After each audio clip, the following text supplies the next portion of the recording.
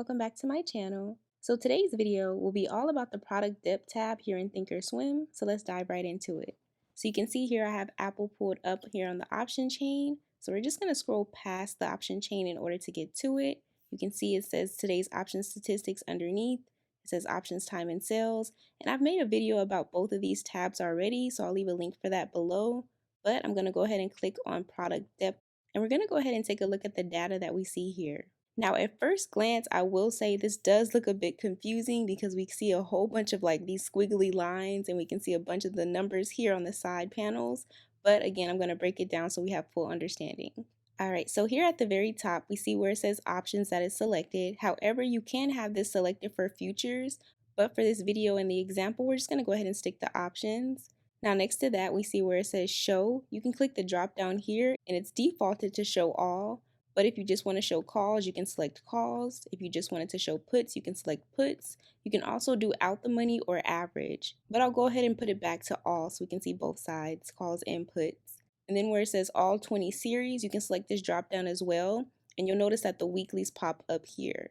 Now you can also deselect anything that you don't want. So let's say, for example, you don't want September 19th to show, just go ahead and deselect it. And then for the others that you do want to keep up, just leave them checked. All right, so then next to that, we see where it says strikes and it's defaulted to show all. But if you go ahead and hit the drop down, you can have it selected for any amount of strike prices you want to see. So let's say, for example, you just want to show 12, you can just select 12. Again, if you want 14, whatever amount you want, you can actually type into this box here if you wanted to as well. Let's say you wanted 18 strikes to show, you just select that, hit enter, and it'll show you the number that you've typed in. For example purposes, we'll go ahead and leave it selected for all. And then next to that, we see the value. It's defaulted for implied volatility. Again, however, you can customize this and have it set for anything from open interest, extrinsic, the volume. You can even have it selected for the option Greeks if you so choose. And it goes all the way down to everything from, of course, the intrinsic value, theo price. You can also do for the max cov return or probability of in the money, probability of touch, or probability of out the money. So to start with the breakdown, we'll just leave it selected for implied volatility. So you'll notice underneath both of the graphs, you'll see that there's the weeklies and it's showing you the color code for each weekly that you selected to show. So for example, June 13th, this is going to show you this blue line here. And then of course, again, so on and so forth with the color coding. Now, just to keep everything simplistic, I am going to go ahead and change the amount that we see here for the weeklies. I'm only going to select to have just one or two show. Let me just start with one. So I'm going to go ahead and select it for July 11th. And now we'll see that pops up here on the graph. Okay, so one thing I do want to mention is that this tab is pretty useful, but again, it's a pretty often overlooked resource that gives you a deep look into the options market structure for any particular stock or ETF that you do want to trade. And it does go beyond what you see on the standard options chain, as y'all can see here. It lets you visually see things like the liquidity, as mentioned, open interest. Of course, I have it set for implied volatility right now, but you can also look at the order flow across multiple strikes and expirations, which is the really helpful benefit in this. And then of course, because the tabs are split into visual groups here, you'll get the strike by strike visualization of everything from volume on both sides for calls and for puts. You also get the depth of market visuals as well, and we'll talk about that in just a second. And that just adds even more layered confirmation for strikes and expirations that you'll see. And you can see the plots that display where the market is pricing most of the movement, the risk, or even interest. I'll also discuss how you can use it strategically, but let's go ahead and take a look at the call side to start. All right, so here we see, of course, we're looking at the y-axis and we can see the percentages, and this is showing us the percentage of implied volatility. And then here on the x-axis down here, we can see the strike prices are listed. So let's say, for example, we're looking at the strike price of, let's say, 110. We can see here that the implied volatility is listed at 103.37%. So it's very volatile at this 110 strike price. At least that's the estimate that analysts have projected.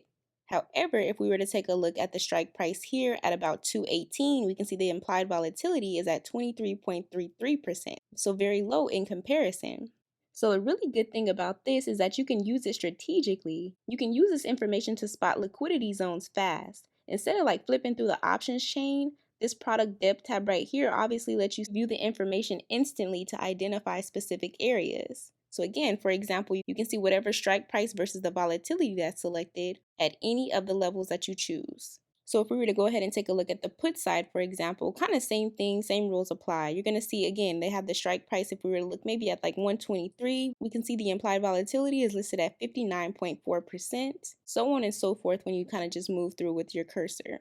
Now with this, you can also analyze where volume is concentrated, where the market makers are active, and this can show you which strikes are being watched by institutions. So a really good thing about it is that, let's say for example, you see large open interest plus a low IV crush, this can also tell you that the institutions are planning for big plays in preparation.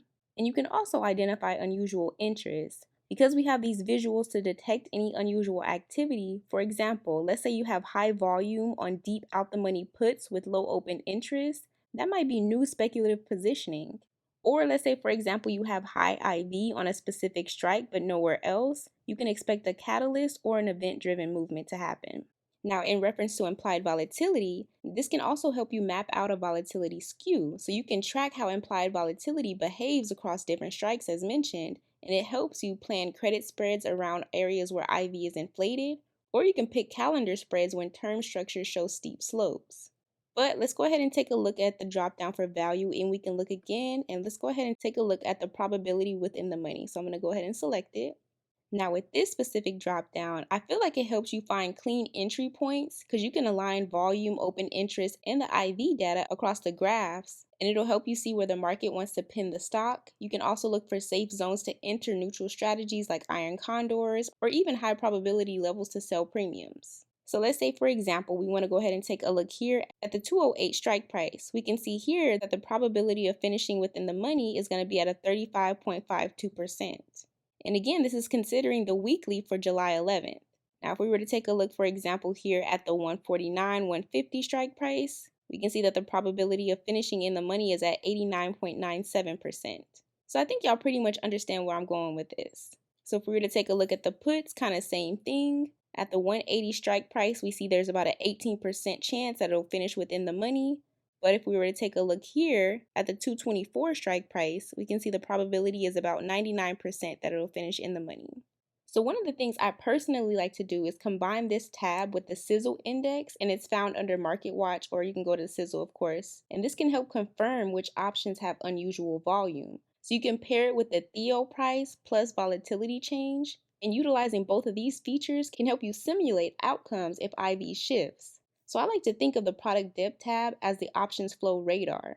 It can make or break a trade for you because it shows you where the market is already displaying its hand. Instead of reacting to lagging setups, this tool helps you anticipate the battlegrounds of where we have calls and puts and where buyers and sellers are competing. Oh, and real quick, y'all, I did want to mention that you can use this specific tab for comparative analysis as well. So let's say, for example, you wanted to compare the weekly for July 11th. You can also go ahead and select the drop down. And let's say you wanted to compare it to another weekly that has higher DTE. For example, we'll just say December 19th. If you go ahead and check that, now you can have them both displayed on the charts. So within just moving this crosshair around, you can see the comparison between finishing in the money. You can also see where they intersect to see what's going on there as far as percentages and of course the strike price. So again, this is a pretty good and useful resource that you can use to compare statistical analysis. So yeah, I just wanted to mention that really quick. Let me go ahead and deselect. Take this away and we'll remove December 19th. Okay. So yeah, y'all, all in all, I just wanted to make a really quick video just kind of discussing this. Again, I'm not going in super detail right now just because I don't want the video to be too long, but I feel like y'all understand the purpose and the function of this specific tab and how it can be used to your benefit. So if you've never clicked on this, feel free to kind of just explore the options that you have with it. That way you can add more strategic moves to your trading strategies. So yeah, y'all, that'll pretty much do it for this video. If you found any of this information to be helpful, feel free to leave me a comment down below. As always, I thank y'all so much for watching, and of course, I'll see y'all in my next one.